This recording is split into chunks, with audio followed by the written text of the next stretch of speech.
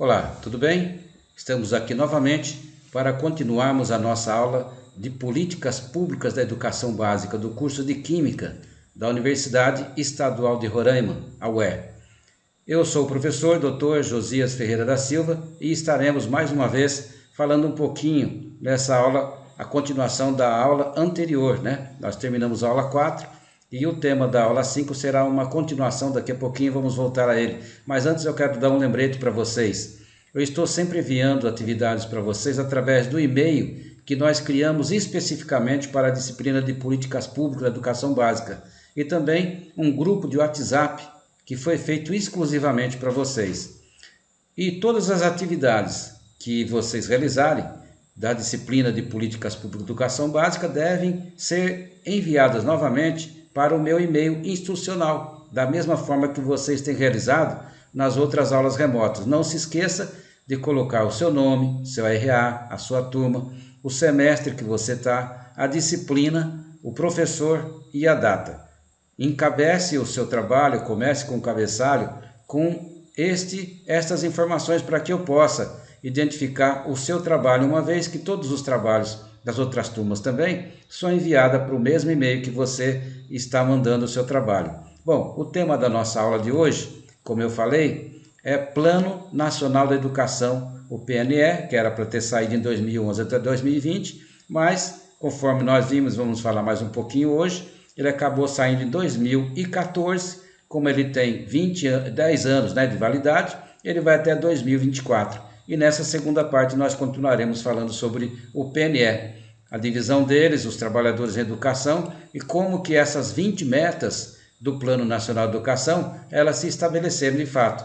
Ele foi aprovado em 25 de junho de 2014, portanto, se ele tinha 10 anos de validade, ele vai até 2024, com as diretrizes e metas e estratégias para guiar as iniciativas da educação no Brasil. Ele é regido por essas leis do Plano Nacional de Educação. Cabe aos estados e municípios elaborar os seus planejamentos específicos.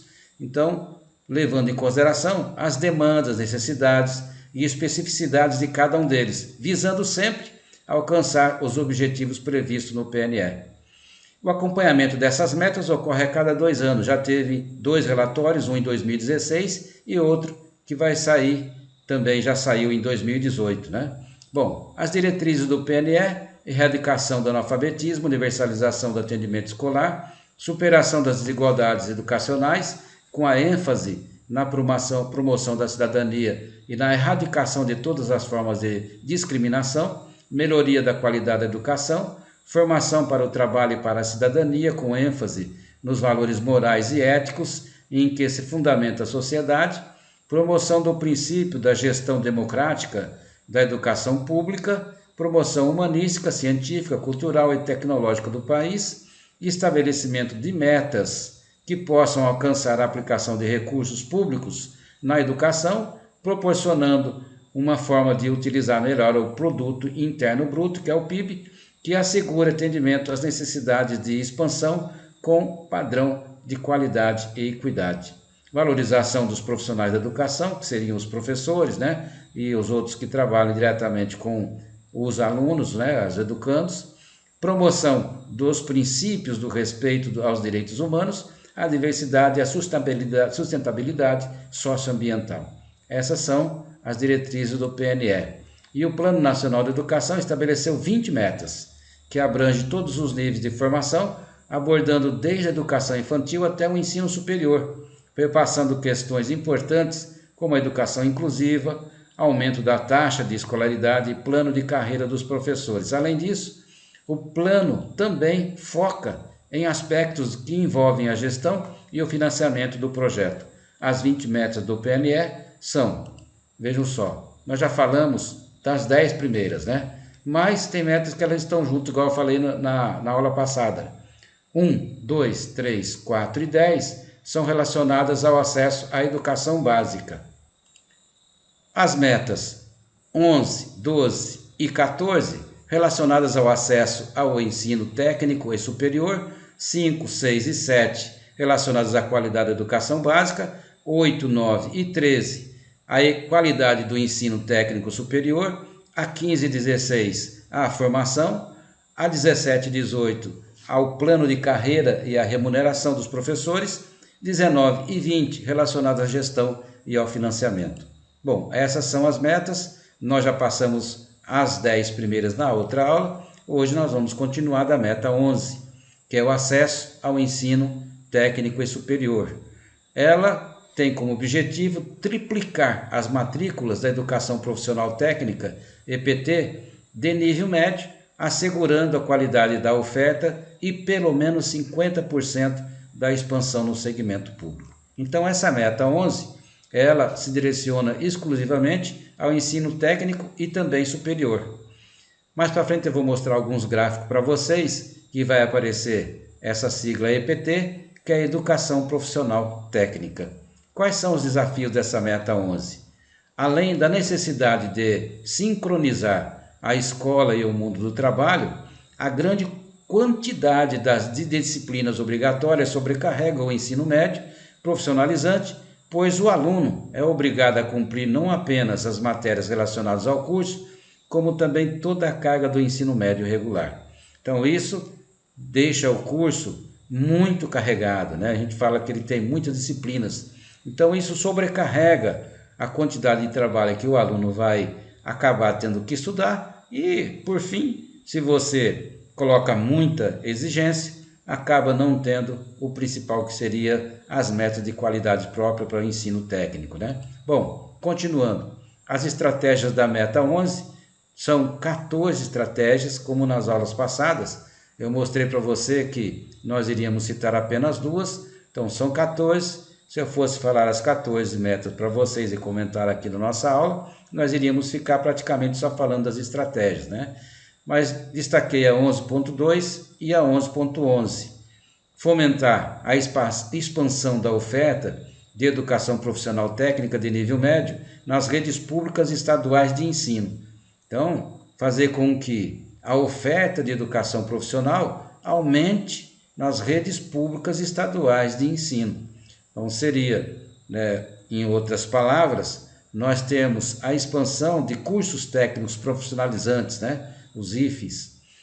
11.11, elevar gradualmente a taxa de conclusão média dos cursos técnicos de nível médio na rede federal de educação profissional científica e tecnológica para 90% e elevar nos cursos presenciais a relação dos alunos por professor para 20%. Olha, seria muito bom se acontecesse isso, né?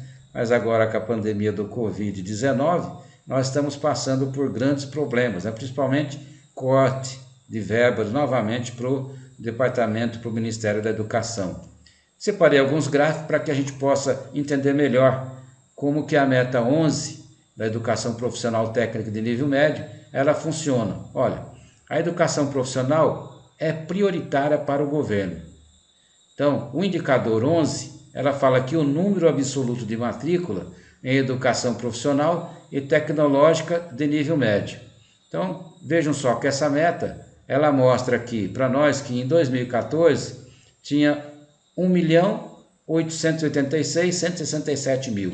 Se vocês foram vendo, 1.800.000, aqui 1.825.000, novamente em 2016 1.735.000, como que se a meta é prioridade, sendo que ele alcançou aqui, ó, falta para alcançar essa meta mais ou menos uma porcentagem de 3:1, né? A meta era alcançar 4 milhões, então ele não alcançou, ainda falta 3 milhões, né? É muita coisa, porque se tem aqui, ó, em 2018 baixou mais ainda, tinha 1.800.000, abaixou para 1.791.000. Então a meta não alcançou os seus níveis que deveriam alcançar até 2018, que foi o último levantamento que teve das metas, né, do PNE.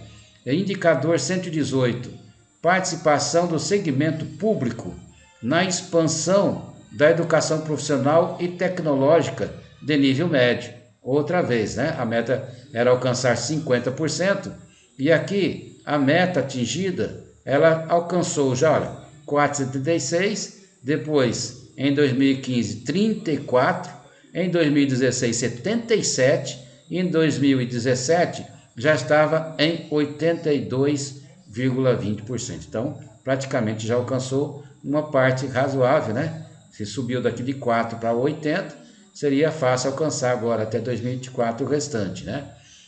O Brasil está muito distante do referencial mundial. Olha só, eu peguei esse gráfico aqui, né, para que vocês pudessem compreender melhor com essa ilustração o cenário mundial da educação profissional e tecnológica nos cursos técnicos de nível médio, né? 48% dos formandos, né, ou dos que estão formados no ensino médio na União Europeia, são concluintes da educação profissional. Então, 48% do que se forma hoje, né, o equivalente aqui para a gente o ensino médio e lá na comunidade europeia, a gente vê que eles têm uma formação de nível profissional. Agora, se vocês olharem aquele, o Chile tem 31%, o Brasil tem 8%, olha, o Chile tem 31%, o Brasil tem 8%, Portugal tem 38%, um pouquinho para frente do Chile, né? O Reino Unido, a Inglaterra, eles têm praticamente 63%, mais de 60%, né? A França, 44,2%, a Alemanha, 45%, a Finlândia tem 55% e a Coreia tem 18%. Então, vocês vejam que de todos esses países que eu estou mostrando aqui para vocês, nós temos o Brasil que está numa margem bem inferior. E está aqui a fonte para vocês verem que eu tirei de um portal do governo, né? Também trouxe uma tabela para a gente compreender melhor as matrículas EPT. Lembra que eu falei para vocês que era EPT? Eu coloquei aqui embaixo. EPT quer dizer Educação Profissional Técnica, que é a meta número 11, ela tenta alcançar, né? Por grandes regiões. Eu peguei novamente a região que interessa para nós. Mas se vocês olharem lá no material que eu enviei, ela continua mostrando as outras regiões. Nós estamos aqui em Roraima, então em 2018 nós tínhamos 2.034. Se nós viermos aqui para 2013, vocês podem ver que de 2034 foi para 4.000. Nós tivemos um aumento absoluto de 1.966, ou seja 96,7%, né? Se você olhar os outros estados, né? Olha aqui, ó, nós estamos com 2.000, você vai ver aqui quem está mais ou menos igual a gente, é aqui Rondônia, que também está com 2.800, a gente estava com 2.034, o Acre está com menos ainda, né? Está com uma proporção de 1.886, depois a gente encontra aqui os que estão melhores, o Amazonas. Amazonas está com 17.330, o Pará com 10.416, o Amapá mais ou menos igual aqui com a gente na média de Rondônia, Roraima e o Amapá na faixa de 2.000, né? E o Tocantins também está muito bem, está muito à frente, né? Com 7.411. Se vocês olharem aqui em 2013, novamente continua crescendo, se bem que nós crescemos aqui uma média de 96%, eles tiveram uma média aqui de crescimento em Roraima, olha, que estava na mesma faixa que a gente de 2.864, foi para 9.048. Olha que crescimento expressivo, né? O Acre estava com 1.800, foi para 3.192. O Amazonas, que já estava com 17.330, foi para 25.000, alcançando um crescimento de 45%, né? 0,8%. O Pará estava com 10.416, foi para 20.195%. O Amapá estava com 2.464, foi para 3.113, 126,3%. E o Tocantins, que estava com 7.411, foi para 3.578. Olha, caiu um pouquinho, né? O crescimento absoluto deles aqui. Aqui estava com 10.000, mas eles foram para 10.000 aqui, 7.411, 10.989 em 2013. Nesse outro mapa, é mais fácil, né? Aqui nesses dois outros mapas, para a gente compreender melhor a distribuição das matrículas em EPT, novamente em nível médio, entre as regiões grandes do país. Se você olhar aqui em 2008, olha, essa parte branca estava entre 0 a 6,9%. Praticamente todo o norte, o centro-oeste, né? O nordeste estava um pouquinho melhor, 28%. Aqui o sudeste 34% e o sul 27%, né? Mas já em 2013 já pulou para uma outra faixa melhor, já está em uma média aqui, ó, entre 7% a 13% na segunda faixa, né? Então toda essa faixa que estava em branco já aumentou um bom número. Em compensação, essa outra cresceu mais ainda, né? Nós podemos dizer que essa aqui foi de 28% para 30%, aqui de 34% caiu para 31%, né? um decréscimo em vez de aumentar, e aqui no sul que estava com 27,0% foi para 23% também, caiu, né? Então essas regiões aqui cresceram, o norte, nordeste, centro-oeste, e aqui diminuiu no sul e no sudeste. Faça uma comparação depois para vocês acharem melhor. Isso aqui, a fonte é o Censo de Educação Básica do INEP, né? Então são todos órgãos do governo. Bom, a meta 12, acabamos de falar a meta 11, acesso ao ensino técnico e superior. Elevar a taxa bruta de matrícula na educação superior para 50% e a taxa líquida para 33% da população de 18 anos a 24 anos. Assegurada a qualidade da oferta e expansão para pelo menos 40% das novas matrículas no segmento público. Ó, meta arrojada, né? Temos desafios dela aqui, ó. Levar instituições de educação superior para o interior do país, aumentar o número de vagas e criar mecanismos de inclusão de populações marginalizadas. Quando a gente fala de população marginalizadas, não são marginais. Marginalizada que está à margem, tá? São populações que não estão nos grandes centros do país, nas grandes cidades, mas que estão para o interior do país. Nós podíamos falar também estados que estão mais longe do centro, do sudeste e do sul, igual a gente aqui, nós estamos, né, em Roraima, né, um estado que é um pouquinho mais afastado lá do sul e do sudeste. Então elevar, né, aumentar o número de matrículas para cá, bastante, né, para esses estados, outras regiões, mas que não tem tanta, né, tanto atendimento. Estratégias da meta 12, são 21, bastante. Essa meta é bastante arrojada, né? E eu vou citar duas para vocês que eu achei relevante. São a 12.3, elevar gradualmente a taxa de conclusão média dos cursos de graduação presenciais nas universidades públicas para 90%. Ofertar no mínimo 1/3 das vagas em cursos noturnos e elevar a relação de estudantes por professor para 18, mediante estratégias de aproveitamento de créditos e inovações acadêmicas que valorizem a aquisição de competência de nível superior. Notem vocês, 90% é uma taxa enorme, né? Imagine se o governo já tivesse alcançado isso daqui. 90% dos nossos acadêmicos na idade de 18 anos para frente já estarem matriculados no ensino superior, que essa meta diz entre 18 e 24 anos, né? É muita coisa, né? Será que alcançou? O que vocês acham? 12.4. Fomentar a oferta de educação superior pública gratuita prioritariamente para a formação de professores e professoras para a educação básica, sobretudo nas áreas de ciências e matemática, bem como para atender ao déficit de profissionais em áreas específicas. Então, aumentar o número de professores para dar aula na educação básica, né? Mas estudando aonde? Fomentar a oferta superior pública. Então, as redes públicas, as universidades públicas, tipo a UE, por exemplo, e outras universidades, o IFE, a Universidade Federal, aumentar o número de professores para estudarem nessas universidades, né? E, sobretudo, nas áreas de ciências e matemática, que é muito deficitária, né? Trazendo alguns gráficos aqui para a gente compreender melhor. A meta 12, educação superior. A média da Organização para a Cooperação e Desenvolvimento Econômico, a OCDE, é 44%. Nós temos a meta 12, que tenta alcançar, aqui no indicador 12A, total de matrículas independentes da idade em relação ao total da população na faixa etária entre 18 e 24 anos.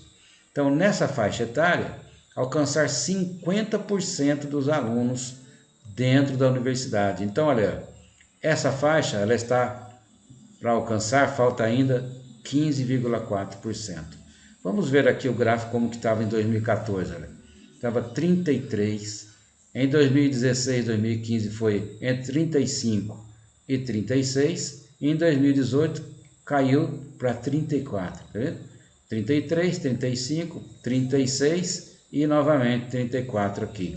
O indicador 12B, né, o 12A nós vimos lá, total de matriculados na faixa etária entre 18 e 24 anos, em relação ao total da população em idade nessa faixa etária. Meta, 33%. Falta para alcançar essa meta, 9,8%, porque em 2014 já estava uma média de 21,90%, em 2013 foi para 22%, em 2016, 23%, 2018, 2017, 23,20%, se a meta era alcançar 33%, ficou faltando só uma parte. Mas veja só, meta muito baixa, né? 33%, por que não aumenta para 100%?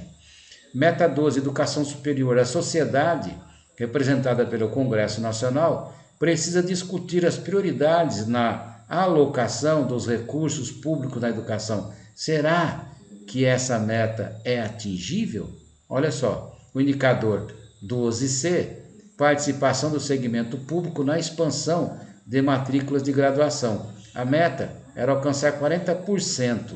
Nós temos ainda que alcançar uma média de 30%. Por quê? Em 2014, só tinha 8,10%. 2015 caiu para 5,50%. Em 2016, 9,20%. Se a meta era alcançar 40%, ainda está faltando praticamente 30% para ser alcançado. A meta arrojada, mas que, pelo que eu posso entender, nós já estamos aqui em 2020, olha, né? Vai sair um outro relatório agora compreendendo aqui 2018, né? Para 2020 vai sair outro relatório a cada 2 anos. Então a gente vê aqui 2021 até 2024. Será que nós vamos alcançar essa meta de 40%? Será que é uma meta atingível? Dá para a gente acreditar que nós vamos conseguir alcançar essa meta?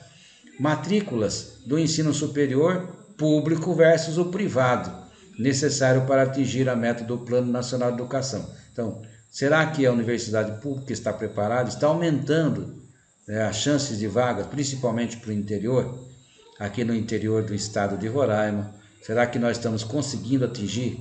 Será que nós temos verba suficiente para continuarmos? Se vocês estão acompanhando, né, a relação de verbas do governo para o ano que vem, vocês devem ter visto que a educação e a saúde, somando educação e saúde, não conseguem atingir o tanto de dinheiro que o governo está dando nesse próximo ano, para que nós possamos ver, né, toda a parte de desenvolvimento para atender a área de Exército, Marinha e Aeronáutica, né, somando educação e saúde, não consegue alcançar o que o governo está determinando para essas outras áreas. Então, se você for ver aqui, ó, o setor público é esse setor azul aqui, ó, o setor privado, esse que nós podemos dar uma cor aqui de alaranjado, né? Olha como que ele está. Isso em 2024, ele teria que atingir essa meta aqui, né? Mas como que ele está? Olha só, olha como que está, né? Será que ele vai conseguir atingir? Olha o setor privado onde está, né? Então, o setor público em porcentagem e o setor privado em porcentagem, se nós formos ver, está oscilando muito. Você somar aqui os anos, desde o ano 2000, 2001, 2002, olha como foi. Daqui subiu, né? Veio mais ou menos para 6 mil, desceu novamente e aqui manteve um nível para poder alcançar a meta. Será que vai alcançar essa meta também? Hein? Inadimplência no FIES, que é o Fundo de Educação, né, que o governo mantém para os alunos que estudam em universidades privadas, né? Aluno que estuda na universidade privada, ele tem um investimento, como se fosse, o governo faz um empréstimo para esse aluno estudar. 500 mil jovens endividados, é muita gente, né? O FIES representa 17,2% do total das matrículas privadas. Taxa de inadimplência do FIES, do crédito estudantil, olha só. Vocês olharem aqui, ó, nos países, eu trouxe esse gráfico para que nós pudéssemos comparar os países. A Austrália, 20%. O Canadá, 14%. Estados Unidos, 17%. A Hungria, uma média de 28%. A Nova Zelândia, nós temos uma média de 15%. E aqui o Reino Unido, 2%. E quanto que nós temos no Brasil? Né? Então você veja que o total de endividados nosso aqui, né? O FIES que representa isso daí, nós temos 500 mil jovens endividados. É muita gente. Se você olhar para esse outro gráfico, a educação, né, da inadimplência do FIES no período de 2015 a 2019, olha como que ela estava aqui, né? Se você olhar essa parte de endividamento e essa outra que está procurando saldar suas dívidas, olha aí, como que está bem maior, né? O endividamento aqui, olha, 2018, 1 milhão, né? Para 500 mil. Olha essa outra aqui em 2019, 1 milhão e 96 para 500 mil, praticamente a metade, né? É muita gente endividada para pagar, né? Por isso que está falando 500 mil. Então nós temos uma média de 500 mil que não paga. Nesse outro exemplo aqui eu quero trazer para vocês, nesse gráfico 7, tem em 2004 e 2013, praticamente 10 anos após, né, taxa líquida de escolarização ajustada na educação superior por grandes regiões. Aqui eu estou mostrando para vocês o gráfico 7. Então, 6 gráficos anteriores e mais outros que são posteriores já não trouxe, porque não dá para a gente poder falar na nossa aula, é muita coisa, né? Mas se vocês olharem aqui, olha, essa taxa na região norte nossa, na região nordeste, está novamente nos índices menores, né? Está em branco ainda, está na porcentagem na primeira aqui, 6,3, 6,5. Já aqui, se você ver a parte do centro-oeste, sudeste, sul, está mais ou menos nas faixas já do 10 para frente, 15, quase chegando a 20 aqui no sul, né? Em 2013, inverteu, olha, nós já viemos para essa cor aqui, mas eles já vieram para o mais verde, né? O verde melhor aqui, mais escuro. Fomos para 14, melhorou. Aqui também 14, aqui estava 14 para 27, 15 para 22 e 17 para 25, houve um crescimento bom. Essa meta, nessa parte, está para resolver, né? Esse outro gráfico, gráfico 11, percentual de expansão da educação superior no segmento público por grandes regiões novamente. Então, olha, as grandes regiões em 2014 e 2013, uma média aqui 21%, está nessa faixa na terceira faixa aqui, ó, 20 a 30%, tanto o norte quanto o nordeste, mas se você olhar aqui, ó, já está bem menor, né? Percentual de expansão da educação superior diminuiu aqui, também diminuiu no centro-oeste, também diminuiu no sudeste, e no sul aumentou bastante, 40%, né? É o que mais teve aumento aqui nesse período praticamente de 10 anos, né? Bom, e a meta, o PNE, a meta 13, meta relacionadas à qualidade do ensino técnico e superior, metas 8, 9 e 13, elas são mais ou menos dentro desse mesmo parâmetro aqui, né? Elevar a qualidade da educação superior pela ampliação da proporção de mestres e doutores do corpo docente em efetivo exercício no conjunto do sistema de educação superior para 75%, sendo do total, no mínimo, 35% de doutores. Então, praticamente, quase que dobrar. Eu vou mostrar para vocês como que está o número de doutores e de mestres, né? Mas, será que todos os professores das universidades, tanto pública quanto privada, são mestres ou doutores? Qual a diferença entre você ser um mestre e ser um doutor? Qual a qualidade do ensino entre o mestre e o doutor? Os dois são profissionais da educação. Nós vamos falar um pouquinho sobre isso nessa meta. Desafios da meta 13. Levar instituições de educação superior para o interior do país, aumentar o número de vagas e criar mecanismos de inclusão de populações marginalizadas. Novamente, falando que marginalizados são aqueles que estão à parte, né? Levar para o interior. Então, tirar das grandes capitais ou da capital e levar para as cidades do interior.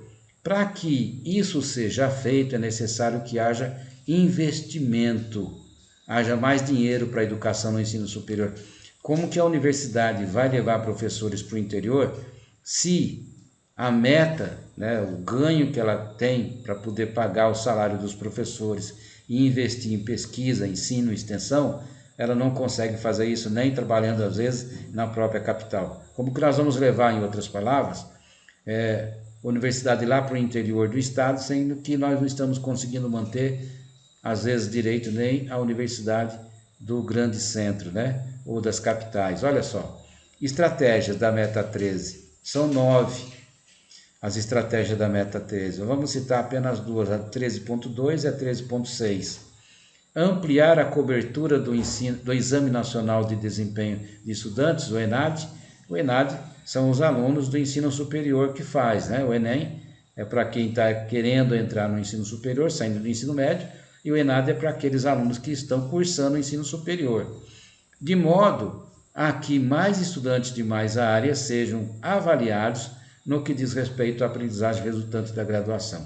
Então, esse ENAD é o exame que antes nós conhecíamos como provão, o exame que tinha para o ensino superior. O governo realiza esse exame, geralmente com os alunos do primeiro ano e do último ano, para verificar como que o ensino está sendo ofertado nas universidades, tanto públicas quanto privadas, E a nota do ENAD, ela é também somada com a nota da avaliação institucional para verificar como que a universidade está. Se ela está bem, se ela tem doutores, se ela não tem, quanto que ela tem de avaliação, como está a estrutura da universidade.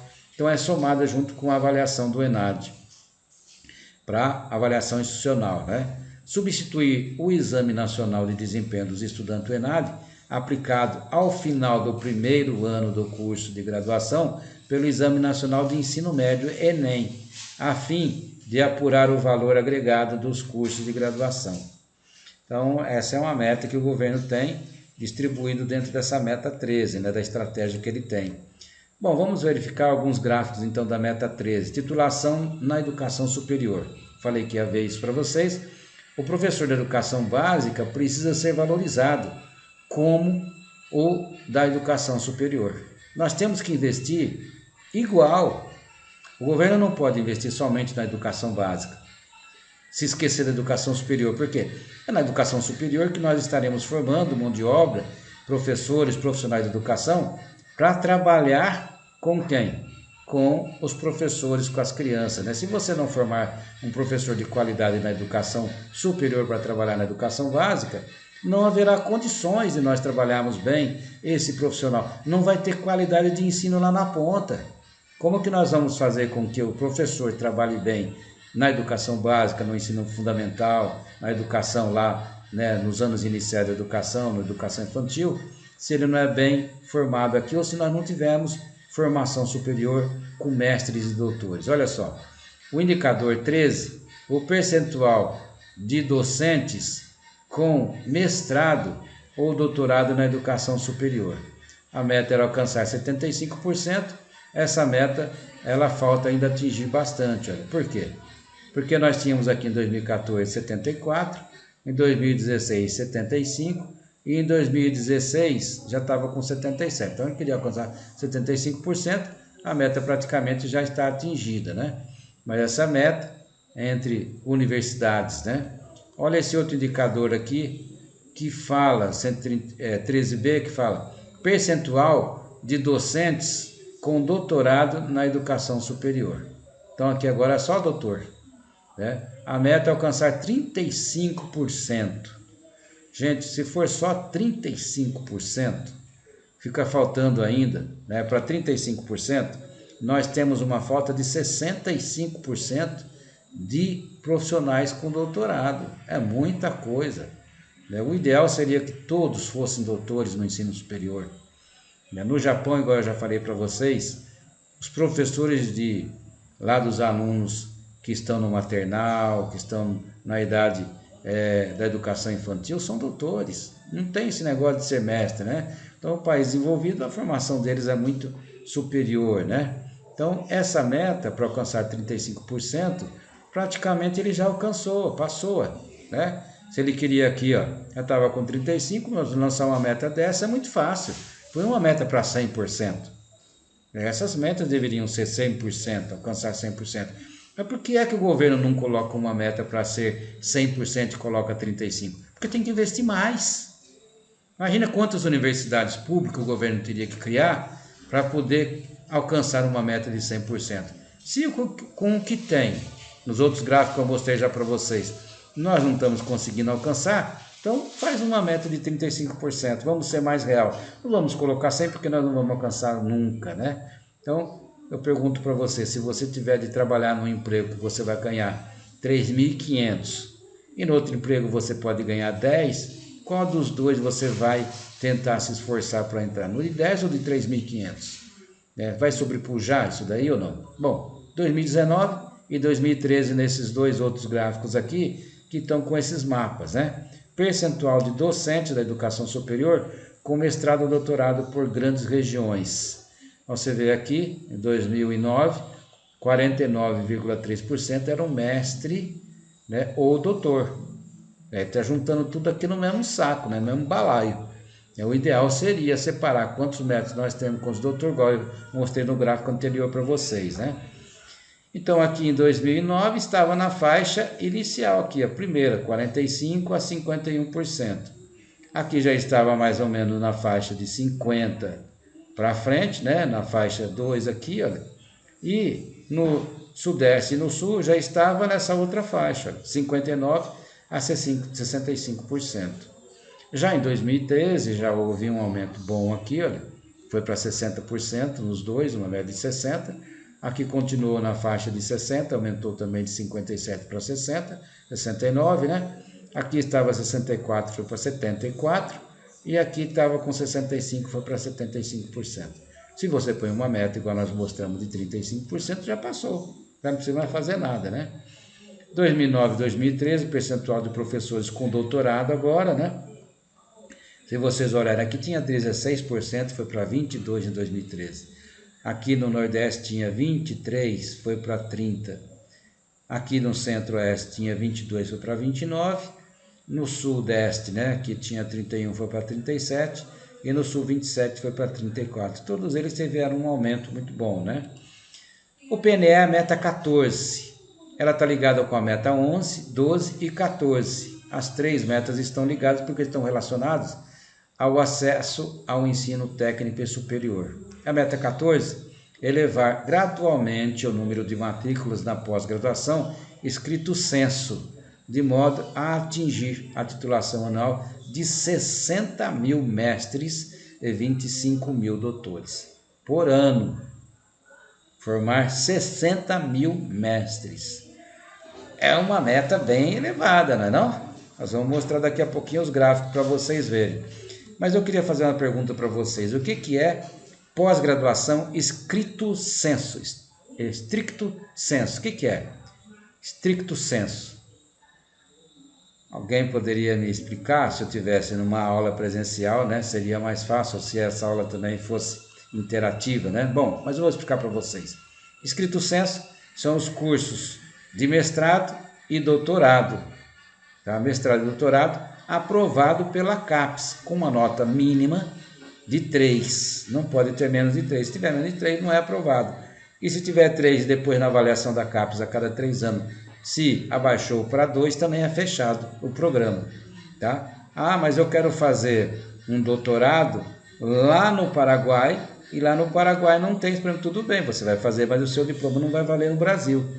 Tem uma proposta no Senado para ver se, e também na Câmara para ver se esses diplomas são aprovados, mas não pode. Bom, se você fizer um curso fora do país, você tem que fazer o quê? Quando vier para cá, seja de graduação ou pós-graduação, pedir para que esse diploma seja convalidado, né, para ele ter efeito no país, né? Isso paga uma taxa bem alta e pode não ser aprovado.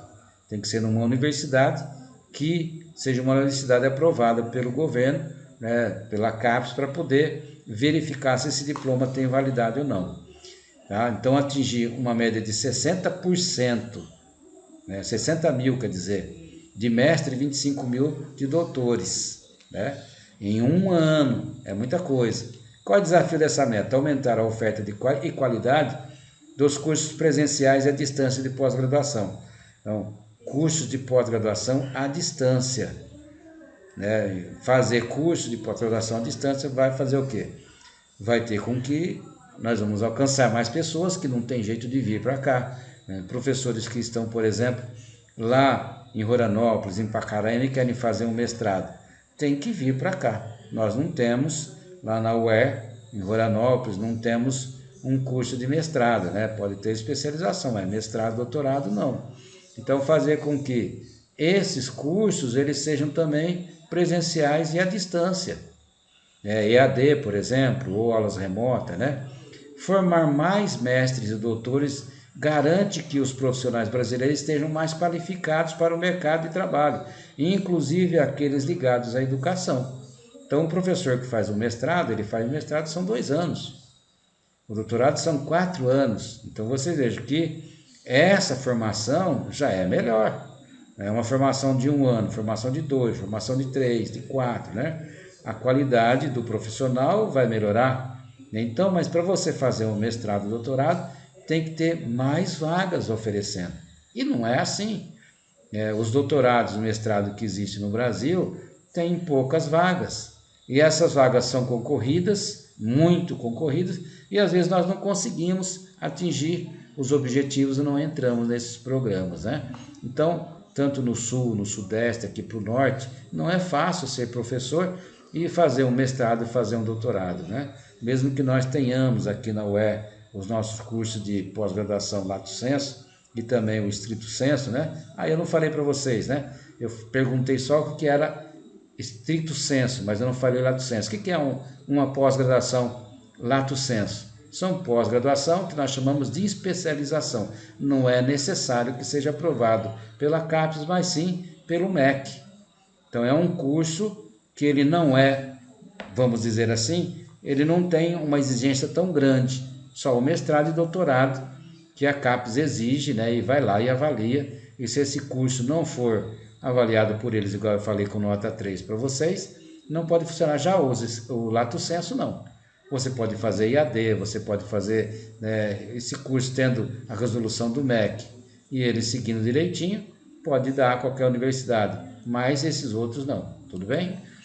Estratégia da meta 14, são 15, nós vamos citar duas. 14.1, expandir o financiamento da pós-graduação Stricto Sensu por meio das agências oficiais de fomento. Então, CNPq, CAPES, né, ter mais dinheiro.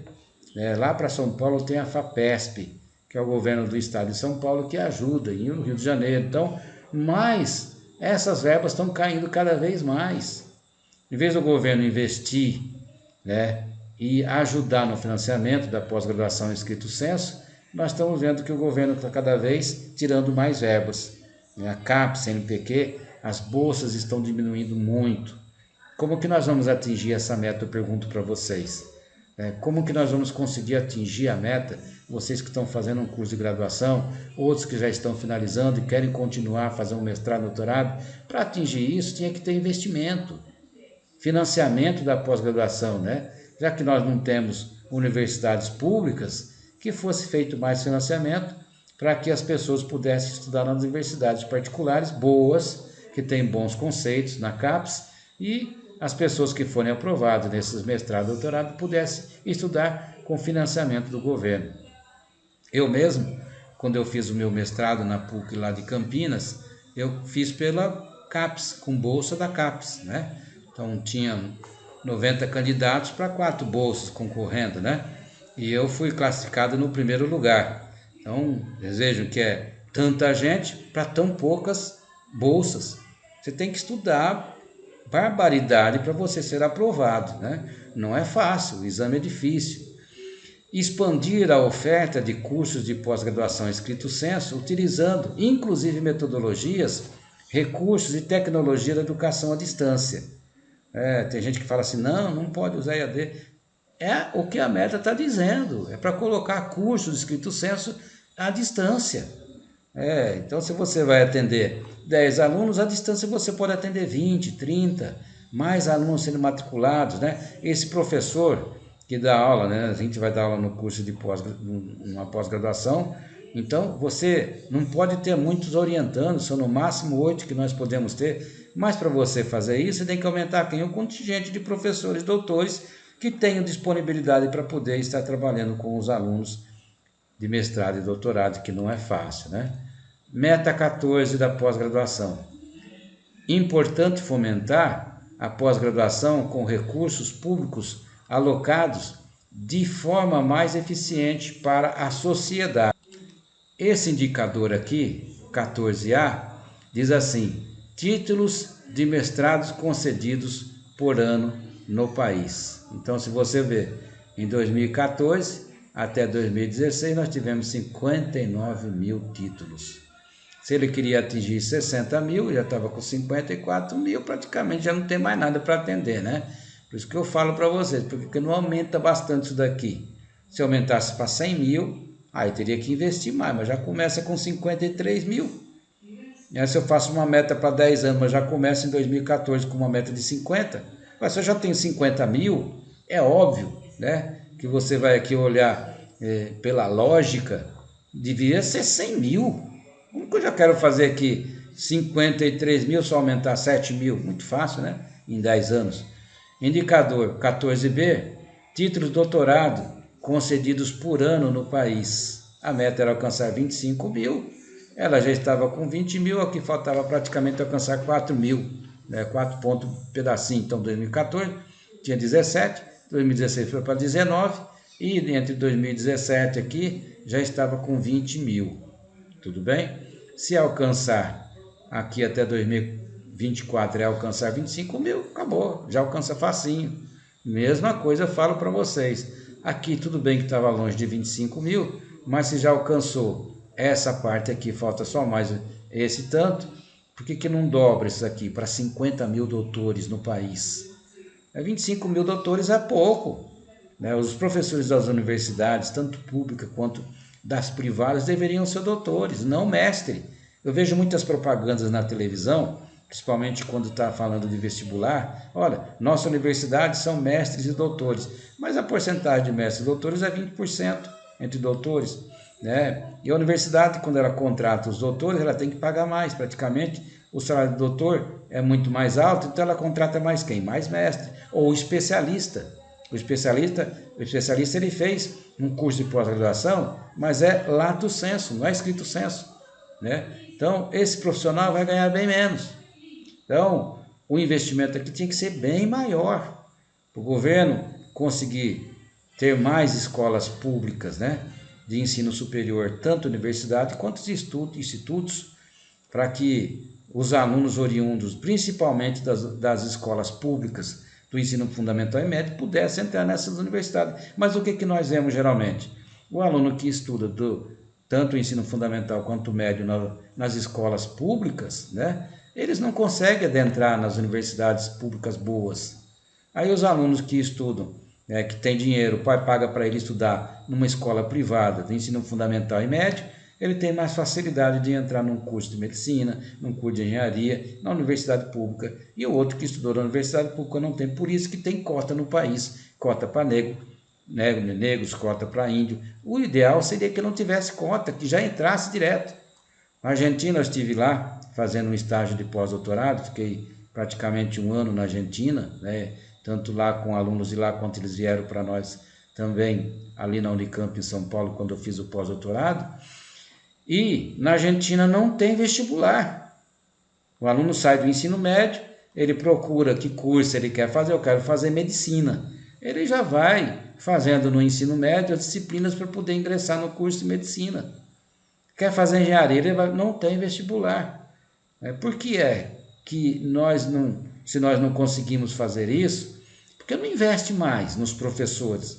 A mão de obra do professor de ensino superior, né, numa universidade pública ou universidade privada, tinha que investir mais em pesquisa, ensino, extensão. Como que o professor vai fazer pesquisa se o governo não investe em bolsas, em pesquisa, para que os professores possam trabalhar? Eu vou mostrar para vocês alguns gráficos de pesquisa. Será que o país nosso investe em pesquisa? ou não em pós-graduação, né? Em professores, doutores e mestres. Eu vou mostrar para vocês nessas metas. Olha, esse nosso próximo gráfico, quase 90% da produção científica nacional provém das áreas de saúde, biológicas, exatas, engenharias, agrárias e multidisciplinar. As humanidades representam apenas, olha, 13% da produção científica no Brasil, cadastrada no Web of Science. Então vejam só, aqui vocês têm as produções que são faladas. Então olha que você vem aqui para a área da saúde, ela está lá em cima. A área de humanas, ela ocupa essa área aqui, ó. Praticamente nós estamos só a 13%. Então 90% são os cursos da área da saúde, medicina, as áreas biológicas, exatas, olha, estão todas aqui, ó, daqui para cima. Mas as áreas de humanas, elas estão aqui embaixo. Muito pouco, né? Olha, apesar de pouca expressão científica, as ciências humanas são as que mais consomem bolsas da CAPES. Eu falei para vocês que a CAPES, que é um órgão de fomento do governo federal, ele proporciona bolsas para as pessoas. Vocês viram no gráfico anterior que as ciências humanas é a que menos produz, mas é a que mais tem bolsa. A área consome mais bolsas que as ciências da saúde, mas a produção científica é 4 vezes menor. Se você ver aqui, ó, ciências humanas, olha o tanto de dinheiro que consome, 13,40%. Enquanto que você olha aqui embaixo, as outras áreas, principalmente ligadas com grandes produções, 5,5%. Ou 5%, 8%. Olha que você vem aqui, ó, para ciências sociais, 13% novamente. Aí, se você vem para áreas da saúde e as áreas exatas, ganha um pouco e produz mais. Por que será que acontece isso? Será que falta cobrança do governo? O pessoal da área de humanas produz menos por quê? O que está acontecendo?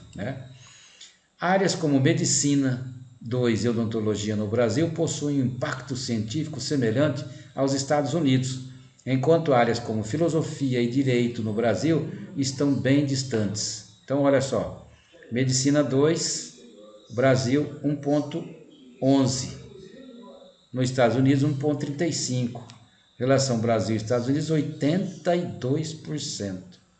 Odontologia 1,12, Estados Unidos 1,32, 85%. Filosofia 0,36 no Brasil, nem 1%, né? Nos Estados Unidos 1,41, 26%. Direito 0,23, nos Estados Unidos 1,85, então 12%. Vocês viram qual que é a proporção? Muito menor, né? Outro aqui, o gráfico 1, número de títulos de mestrado concedidos no Brasil. Olha só, 1988, 12.351. 2013, 45.067. Então, aumentou, né? Ano do mestrado, aqui, ó, né?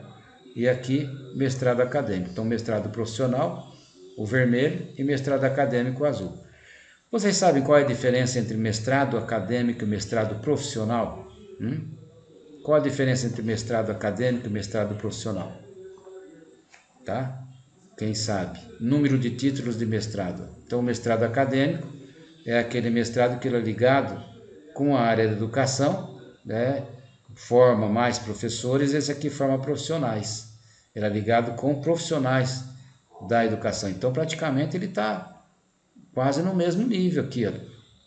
Tá bom? Se vocês forem ver, ó, 45 mil aqui, e o outro está com quanto? 5.074. Enquanto que o mestrado acadêmico no Brasil, ele tem 45 mil, por que o mestrado profissional tem apenas 5 mil? Porque é pouco investido nele. E é valorizado muito mais com bolsas aqui, o mestrado acadêmico, do que o mestrado profissional. O governo investe muito mais aqui e muito menos aqui. Sendo que esse vai formar, né, pessoas profissionais, que você já tem que ser um profissional para estar atuando. Aqui não é necessário. Esse outro gráfico, nós temos o número de títulos de mestrados concedidos por 100 mil habitantes por regiões de estados no nosso país. Então, se você olhar aqui em 1988, você vai ver aqui, ó, que está até 5. Olha esse vermelhão, né? Enquanto que a região sul-sudeste aqui, ó, né, estado de São Paulo, eles já estão de 10 a 15. Se você vir para 2013 aqui, ó, 2000, aqui 1998, 2013, 2008, eu quero vir para cá direto, para que nós possamos fazer uma comparação entre aquele e este, já melhorou. Se você ver que o estado de Roraima, onde nós estamos, já está entre 5 e 10. Mas se você vier para cá, olha, já está entre 30 e 40. Então essa região sul e sudeste, ela é uma região que está como? Essa daqui, ó, se você ver no Rio Grande do Sul, eles já estão aqui, ó, para cima de 50, mais que 50. Então essa região tem muitos, né, mestrado, enquanto que aqui não tem.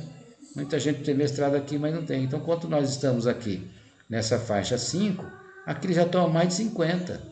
Então, 5 por 50. Vocês façam uma análise disso, né? A meta 15 do PNE. Metas relacionadas à formação. A 15 e a 16 falam sobre formação. Garantir em regime de colaboração entre União, Estados e o Distrito Federal e os municípios, no prazo de 1 ano de vigência desse PNE, Política Nacional de Formação e Valorização de Profissionais de Educação, assegurado que todos os profissionais, né, os professores e as professoras da educação básica, possuam formação específica de nível superior, obtida em curso de licenciatura na área de conhecimento que atua. Em outras palavras, para trabalhar na educação básica, você tem que ser formado num curso superior. Não pode, em 1 ano, né, que estava dizendo, em 2014, 2015, já teria que estar praticamente com essa meta atingida. Eu vou mostrar uns gráficos daqui a pouquinho para vocês. Olha. Desafios da meta 15. É preciso que a educação básica entre na agenda de prioridades das universidades. Os currículos das licenciaturas pouco tratam das práticas de ensino e são distantes da realidade da escola pública.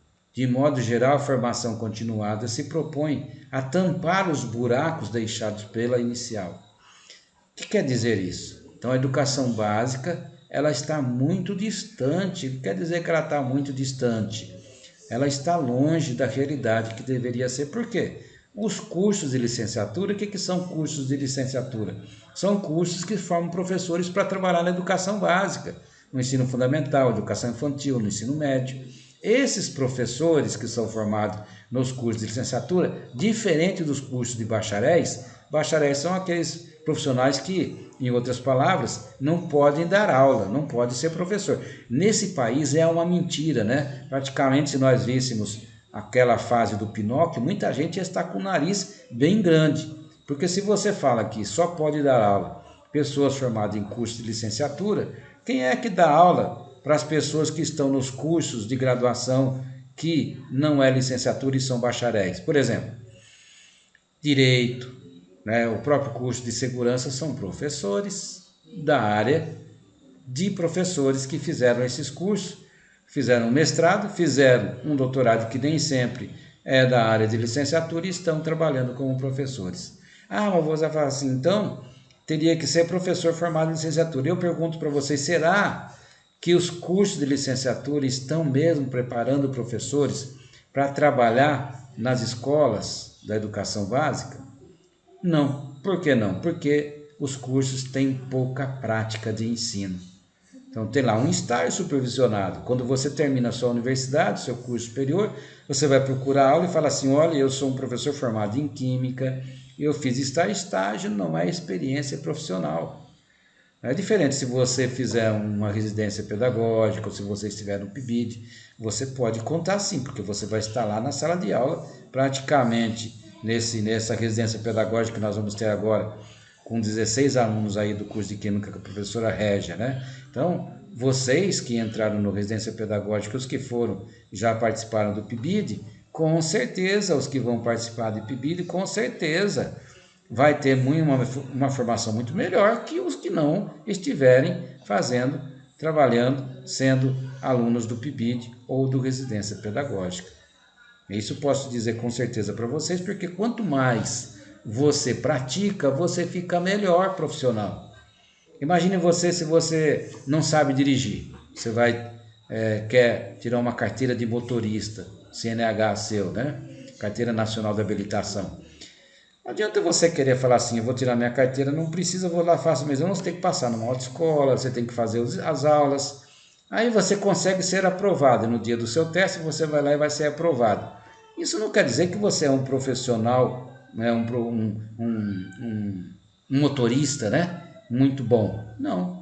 Tanto é que no Brasil agora você tem uma carta que vale 1 ano, uma carteira de motorista, né? Depois você tem mais outra, você tem que fazer mais outra. Ou você é A, você é B, você é não sei o quê, você é C, né?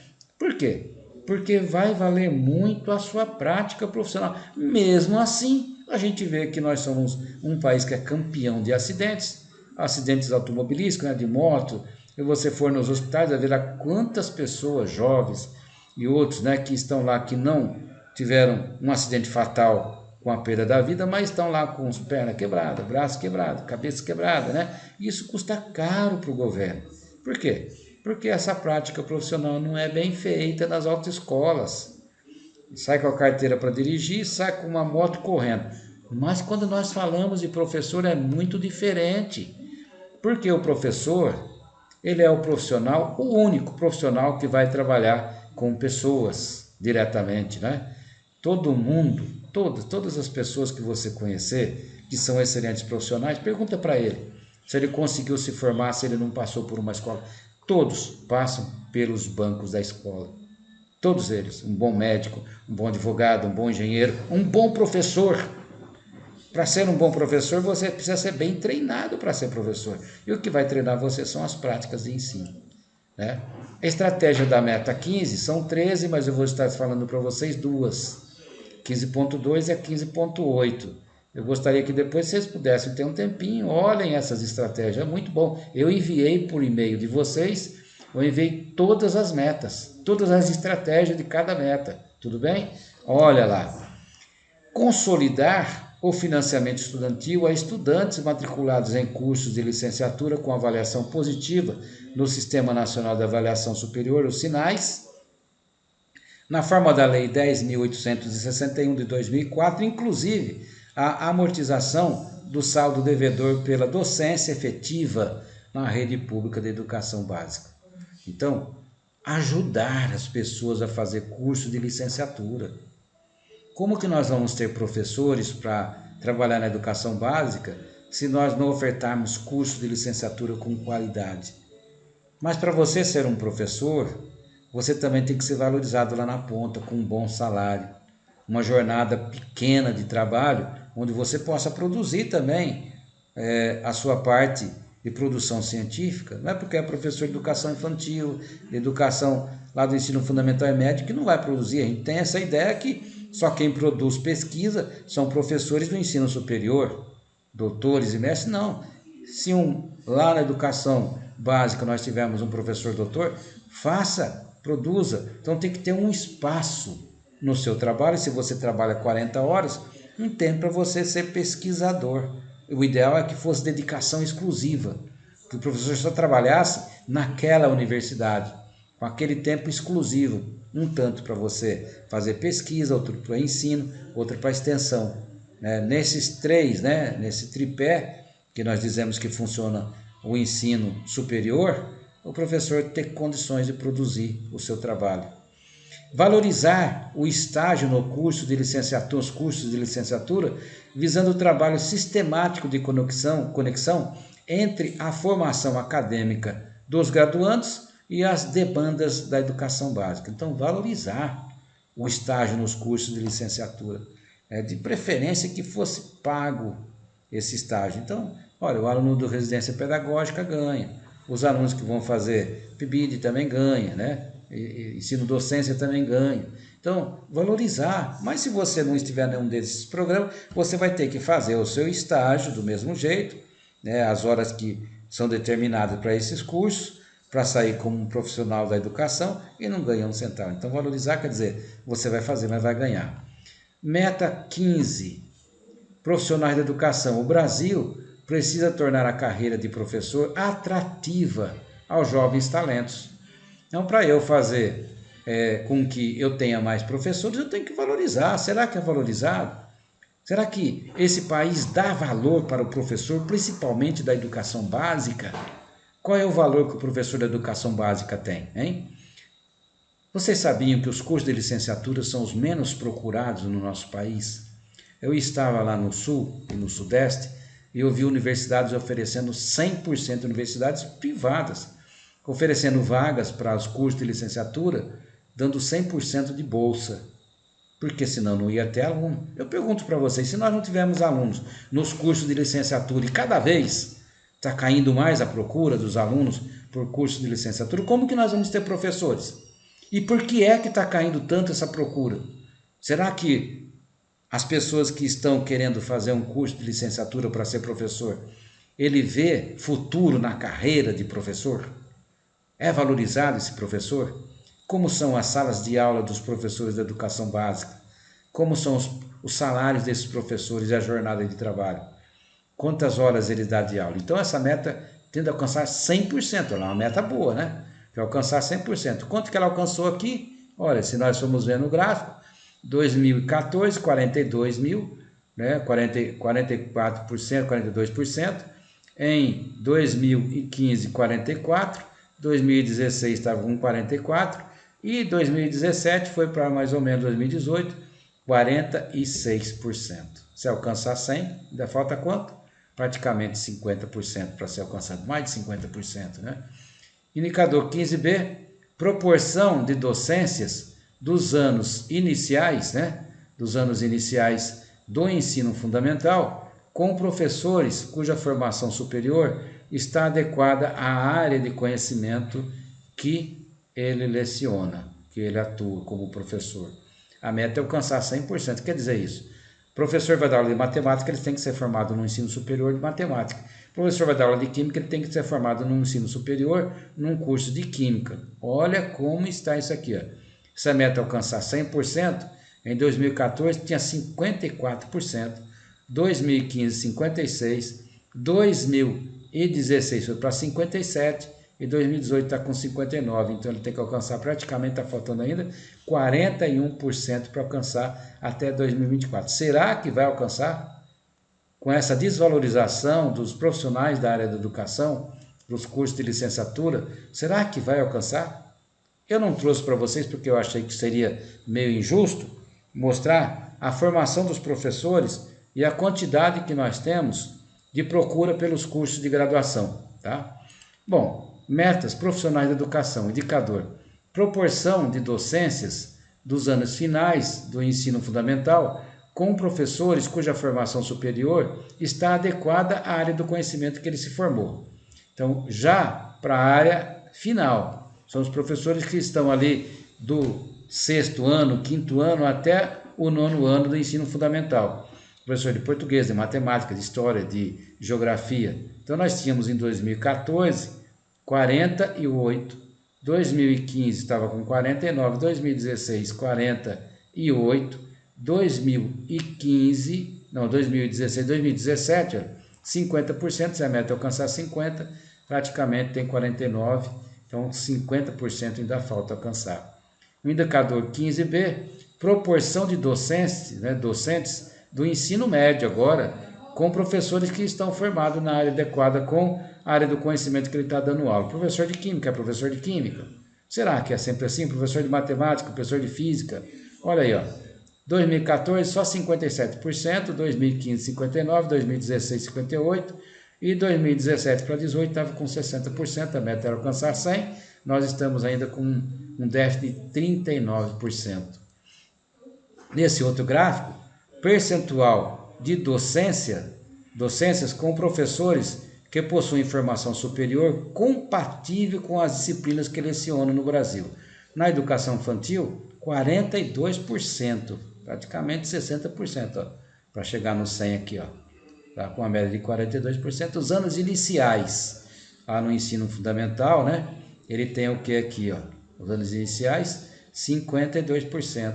Nos anos finais do ensino fundamental, lá já estava com 46%, bem menos. Ensino médio, 55%. Para chegar no 100 ainda falta bastante. Na educação básica ao todo tem 50%, falta 50% praticamente aqui. Essa é a realidade da educação do Brasil que nós temos, né? Formação em 2013, esse gráfico. Quantidade de docência de professores que possuem formação superior compatível com a disciplina que lecionam por grandes regiões e unidades federativas. O último censo que nós tínhamos aí, que eu vi, 2013. Então, nós temos aqui Roraima com 50 mil, né? Depois, compatibilidade Roraima, 20 mil, olha, 20% aqui, 41%, que falta para a gente poder alcançar a porcentagem máxima, né? Se você for ver entre todos eles aqui, nós estamos mais ou menos igual, só o Pará que está mais um pouquinho, né? 683 mil, 41% aqui. E aqui, o gráfico 3, percentual de docências com professores que possuem formação superior e esses formação compatível com a disciplina que leciona por grandes regiões e etapas. Na educação infantil, olha como que está o Centro-Oeste. Se você ver os anos iniciais, né, tem bastante, olha, 66%. Se você olhar a educação infantil, 53%. Se você olhar os anos finais, aqui do ensino fundamental, 46%, e o ensino médio está com 48%. Vamos para o norte, a nossa região do norte. Olha aqui, ó. Nós temos 39% na educação infantil, 50% nos anos iniciais, 33% nos anos finais e 61% no ensino médio. Se você for ver, praticamente aqui nós estamos na frente, olha, do Centro-Oeste e do Nordeste, e até mesmo do Sudeste. Olha. O Sudeste está com 60%, nós estamos com 61%. Dá para equiparar com o Sul. Né? O Sul, no ensino médio, está praticamente equiparado aqui com a nossa região do Norte. Né? Em frente, meta 16. Metas relacionadas à formação, metas 15 e 16. Formar em nível de pós-graduação 50% dos professores da educação básica até o último ano de vigência deste PNE e garantir a todos os profissionais da educação básica formação continuada em sua área de atuação, considerando as necessidades, demandas e contextualizações dos sistemas de ensino. Então, olha aí, uma meta arrojada, né? Porque ela alcançar 50% desses professores até o último ano, até 2024, né? O último ano de vigência do PNE vai ser 2024. Vamos ver o desafio dessa meta. Oferecer uma formação continuada de qualidade e que supra as demandas e desafios enfrentados por cada professor de forma a suprir as lacunas na formação iniciada, ao mesmo tempo em que o mantém em constante aperfeiçoamento no trabalho. Dessa forma, é importante que o Ministério da Educação cumpra seu papel de fiscalizador, assegurando uma qualidade mínima para os cursos de pós-graduação ofertados. Então, para você ofertar aqui, você tem que investir aqui. O governo tem que investir equilibradamente na educação básica, no ensino de graduação superior e na pós-graduação. Vocês veem que não é fácil. Eu sei que o Brasil é grande, mas as verbas da educação, elas estão diminuindo em vez de aumentar. Então, nós não vamos alcançar esses planos aqui. Não tem condições, né? Estratégia meta 16. São 6, né? Então, nós vamos estar mostrando para vocês apenas 2 dessas 6, né? 6 metas. Aqui está errado, eu errei aqui, tá bom? 16.2. Consolidar política nacional de formação de professores e professoras de educação básica, definindo diretrizes nacionais, áreas prioritárias, instituições formadoras e processos de certificação das atividades formativas. Ampliar a oferta de bolsas de estudo de pós-graduação dos professores e professoras de demais profissionais de educação. Novamente, se ela está se preocupando com o ensino superior, meta 16, formação. Esse indicador 16A, percentual de professores de educação básica em pós-graduação lato sensu ou escrito sensu. Então, a meta aqui é alcançar 50%. Em 2014 tinha 31%, 2015 32%, 16 34%, 17 estava com 36%, ainda falta uma média de 19%, 13%, né, para alcançar.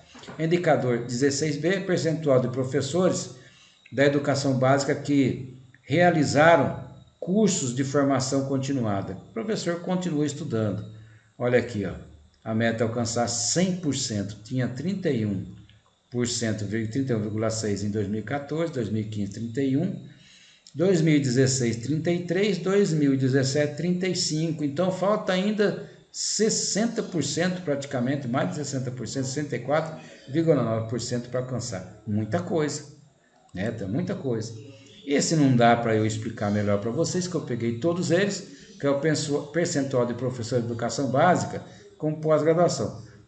Gostaria que depois você desse uma olhadinha melhor nesse quadro que eu mandei para vocês, todo aquele material. Percentual de professores de educação básica que realizaram cursos de formação continuada por grandes regiões do país. No norte, olha aqui, 2012, 2013, 26,9%. Quem teve mais foi o sul, eu mostrei lá para vocês, né? 47%, 49%, a meta é alcançar 50%, ainda falta bastante mesmo assim para eles, né? Se vocês olharem aqui, olha, norte, nordeste, sudeste, e só o centro-oeste que está um pouquinho acima, mas os outros estão praticamente na mesma média de 20, aqui que vai para o lado de 30, né? PNE meta 17, metas relacionadas aos planos de carreira e a remuneração, metas 17 e 18. Valorizar os profissionais do magistério, das redes públicas da educação básica, a fim de equiparar o rendimento médio dos demais profissionais com escolaridade equivalente até o final do 6º ano de vigência desse Plano Nacional de Educação. Então, equiparar com os outros profissionais de educação o salário, tá, do professor da educação básica das redes públicas de ensino. Olha como é o desafio da meta 17. Tratar e valorizar os profissionais, os professores como profissionais e não como abnegados que trabalham apenas por vocação. Então, professor não é vocacionado. Não trabalha por amor. O professor é um profissional. O professor não é padre, não é pastor, né? Professor, ele vai na universidade, ele estuda, assim como os outros profissionais, né? O engenheiro, ele é um profissional. O médico é um profissional. Por que o professor não é um profissional? O professor é um profissional, sim, ele tem que ser valorizado e muito bem valorizado. Porque se nós quisermos que o país melhore, nós temos que investir primeiramente em educação. Se não investe em educação, não vai ter um país bom. Quem um país melhor, investe em educação. Foi isso que o Japão fez, a Coreia fez, os países desenvolvidos fizeram. Enquanto o salário e carreira não se tornarem atraentes, o número de jovens expostos a seguir a carreira do magistério continuará sendo baixo, cada vez mais, cada ano nós vemos que está caindo, né? Elevar os salários do magistério implica em mudar prioridades e passar a enxergar a educação como a principal fonte sustentável de desenvolvimento econômico e social de um país. É isso que tem que ser feito. Para você valorizar, você tem que valorizar tudo, né? É uma cadeia. Você não pode valorizar a educação básica e esquecer da graduação, da pós-graduação.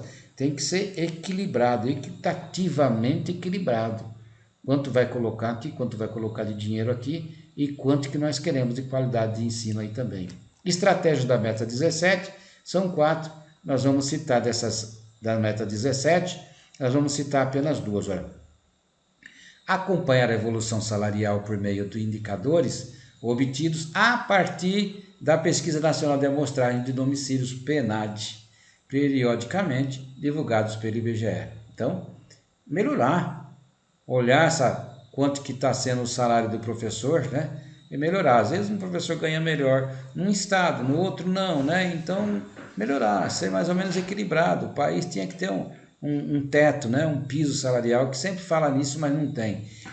Implementar no âmbito da União, dos Estados, do Distrito Federal e dos municípios, planos de carreira para os profissionais do magistério da rede pública de educação, básico observado os critérios estabelecidos na Lei 11.738, de 2008, com implantação gradual do cumprimento da jornada de trabalho em um único estabelecimento escolar. Nossa, se isso aqui fosse feito, seria outra, né? Todo mundo que gostaria de ser professor, você trabalhar numa escola só. Eu cheguei a trabalhar em 5, 6 escolas. Como que o professor vai ser um excelente professor se ele trabalhar em muitas escolas, hein? Você sai de uma escola, passa para outra para você completar a sua carga horária. Não funciona assim, né? Não dá. Ah, mas está formando muito professor, não tem escola, faz mais escolas. Tem tanta gente precisando de excelentes professores, diminui a quantidade de alunos em sala de aula. Isso vai fazer com que se faça mais escolas, o professor trabalhe com mais qualidade, porque quanto menos alunos, melhor é a qualidade do ensino. Vai fazer um curso de inglês nas boas escolas, cobra caro, e você vai ter que uma classe com pouquíssimos alunos, aí dá. Mas como que vai trabalhar bem se o professor está lá cheio de alunos, 40, 50, 30 alunos, numa classe de educação infantil cheio de alunos? Como que pode trabalhar bem, gente? Hein? Dá para trabalhar bem assim? Meta 17, valorização dos profissionais do magistério. Então nós temos aqui nesse indicador 17 o percentual de rendimento desses professores, quanto que eles ganham, né? Nessas áreas demais profissionais, né? Olha, 70, 72, aqui alcançar quantos? 100%. 71, 74. Então diz que falta só 25%. Não sei se essa realidade pode ser tão real assim, né? PNE, meta 18.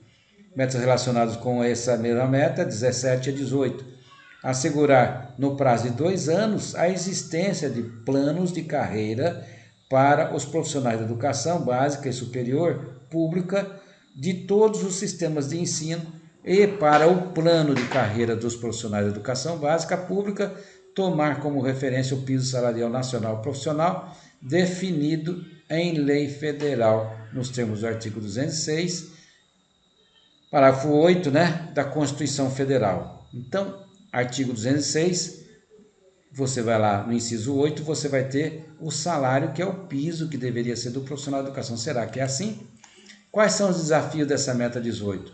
É imprescindível que os planos sejam atraentes e deem condições ao professor de planejar seu futuro com mais segurança e de modo que possa buscar cada vez mais o aperfeiçoamento. Então, você vai ganhar melhor se você estudar. Ah, você vai estudar bastante. Você vai ter menos alunos, você vai trabalhar mais. Não, tinha que ser já com o que está embaixo. A carreira vai melhorando mais, vai o seu salário, mas a proporção de aluno que você tem, ela é proporcional à quantidade que você tem lá na frente ou aqui embaixo. Não tem essa, né? Estratégia meta 16, são 8, nós vamos citar 2. Estruturar as redes públicas de educação básica de modo que pelo menos 90% dos respectivos profissionais do magistério sejam ocupantes de cargos de provimento efetivo, né? Isso quer dizer o quê? Que tenha mais concursos, para que nós tenhamos profissionais da educação vinculados à educação básica que sejam concursados. Priorizar o repasse de transferências voluntárias nas áreas de educação para os estados, distritos federais e municípios que tenham aprovado a lei específica estabelecendo planos de carreira para os profissionais de educação. Então, o repasse das transferências de verbas, elas são feitas efetivamente quando você já tem esses professores nesses planos de carreira. Então, você vai crescer. Você pode entrar como professor de educação básica num piso X, você vai crescendo X, X mais Y, até chegar num patamar onde você vai se aposentar e você vai ter uma equivalência do seu salário que você trabalhou e na produção e prática também que você fez. Meta 18, planos de carreira. O piso nacional é importante, mas gera pressão fiscal em estados e municípios. Precisamos buscar uma nova solução. Então, se tem o Fundeb é para quê?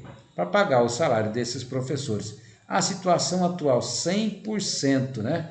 Um indicador percentual de unidades da federativa que elas estão nessa faixa aqui.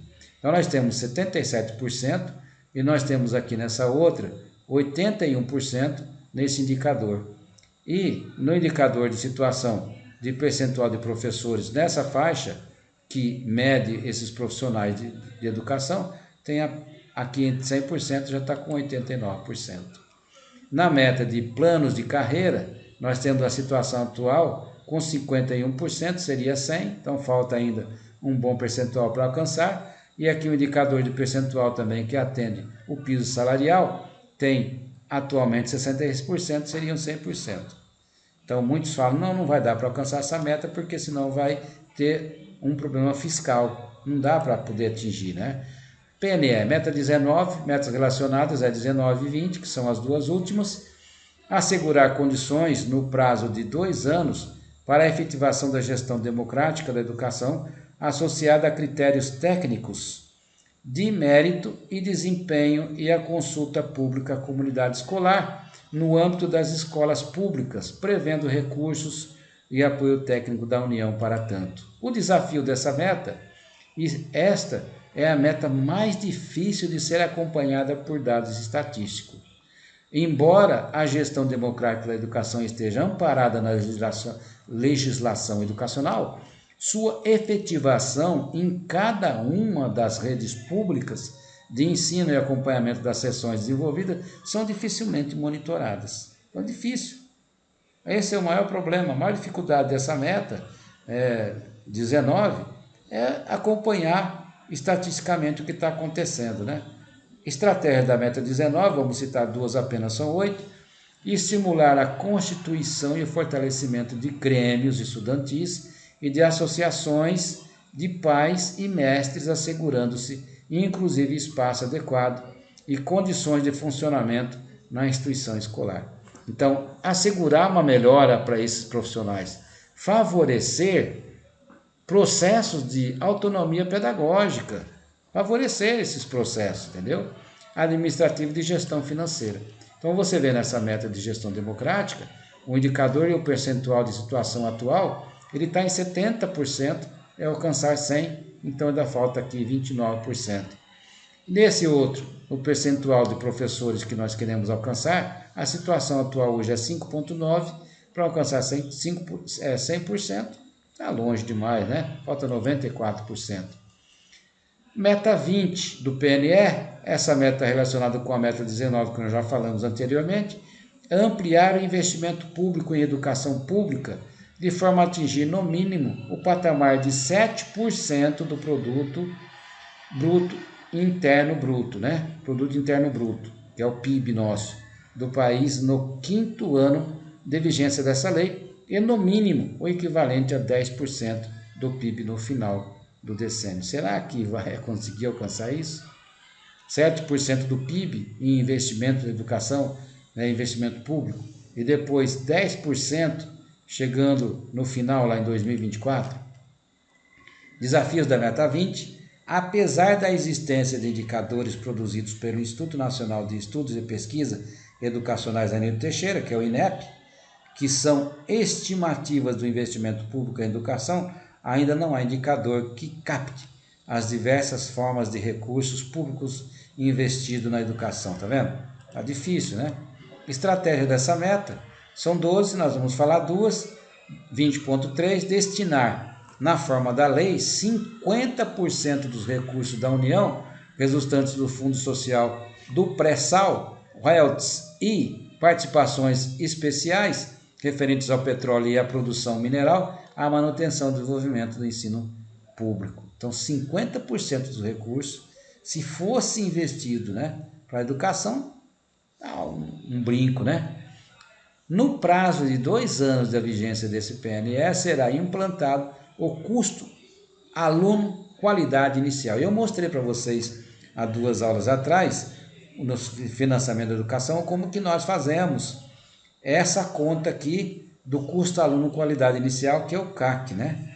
Referenciado no conjunto de padrões mínimos estabelecidos na legislação educacional e cujo financiamento será calculado com base nos respectivos insumos indispensáveis ao processo de ensino-aprendizagem e será progressivamente reajustado até a implementação plena do CAC. Então, qualidade máxima de ensino.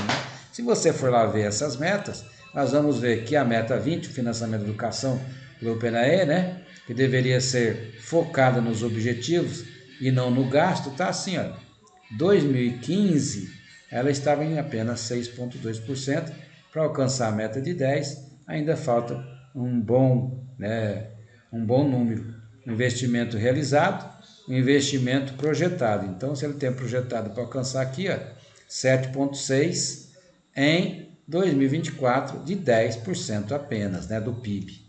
A conjuntura econômica forçou o governo federal a contingenciar o orçamento. Então, se você olhar o orçamento, você vai ver que cada vez ele está diminuindo mais.